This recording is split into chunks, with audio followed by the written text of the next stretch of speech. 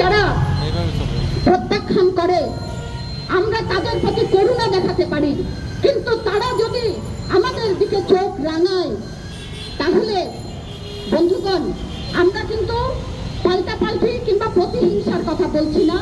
আমরা বলছি যে মানুষের শক্তি, মানুষের যে নৈতিক জাগরণ, সেই জাগরণ এই নারী জাতি যদি একবার মাথা তুলে দাঁড়ায় তাহলে আপনারা কিন্তু সোজা হয়ে চোখে চোখ রেখে কথা বলতে পারবেন না।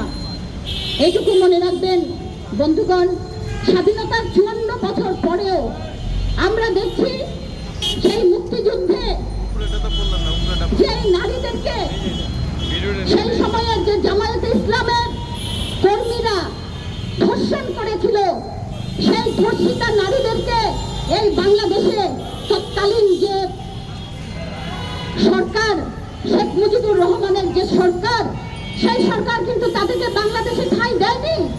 কারণ তখনও তিনি এই কথাই বলেছেন যে এই দেশের মানুষ হচ্ছে ইসলাম ধর্মের মানুষ, তাদের যে ধর্মীয় অনুভূতি সেই অনুভূতিতে আঘাত লাগবে। তাই যারা ধর্ষণের শিকার হয়েছে সেই অসহায় নারীদেরকে বাংলাদেশে সেদিন ঠাঁই হয়নি। আমার এই কথা যদি আমি মিথ্যা বলি তাহলে আপনারা ঢাকা বিশ্ববিদ্যালয়ের শিক্ষিকা নীলিমা ইব্রাহিমের আমি বীরাঙ্গনা বলছি সেই বইটি পড়ে দেখতে পারেন। কি দুর্বিষহ সেই নারীদের জীবন ছিল। তারা কেউ আত্মহত্যা করেছে, তারা কেউ বিদেশে চলে গেছে, বিদেশের মাটিতে তাদের ঠাঁই হয়েছে, কিন্তু দেশের মাটিতে তাদের ঠাঁই হয়নি।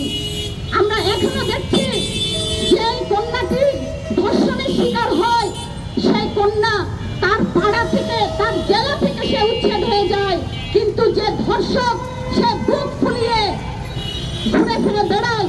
তাই আমরা তো তখন এই হেফাজতে ইসলাম কিংবা এই যে জামায়াতে ইসলামের এই সমস্ত লোকদেরকে দেখি না, যারা নারীরা মাথা উঁচু করে দাঁড়াতে চাইলেই তাদের উপরে খড়গহস্ত হয়।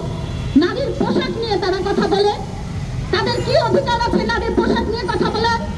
প্রত্যেকটা মানুষের অধিকার আছে সে কি পোশাক পরবে সেটা নির্ণয় করার। যদি সেই পোশাক যদি ক্ষতিকর হয় তাহলে আপনারা যারা নীতি নির্ধারণী জায়গায় আছে তাদের সাথে কথা বলুন।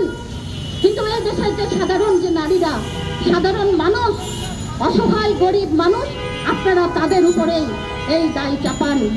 বন্ধুগণ, আমাদের দেশের বেশিরভাগ জনগোষ্ঠী তারা খেটে খামারে কাজ করে।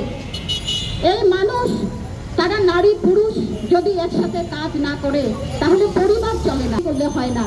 একজন নারীকেও ইনকাম করতে হয়, ফলে তাকে কারখানায় যেতে হয়, তাকে ফসলের মাঠে যেতে হয়। তাহলে সেই নারীর কি নিরাপত্তা লাগবে না? আজকে একজন পুরুষ যদি নিরাপত্তাহীনতায় ভোগে, তার যেমন আমরা প্রতিবাদ করি, তার জন্য যেমন আমরা নিরাপত্তার দাবি করি, ঠিক তেমনি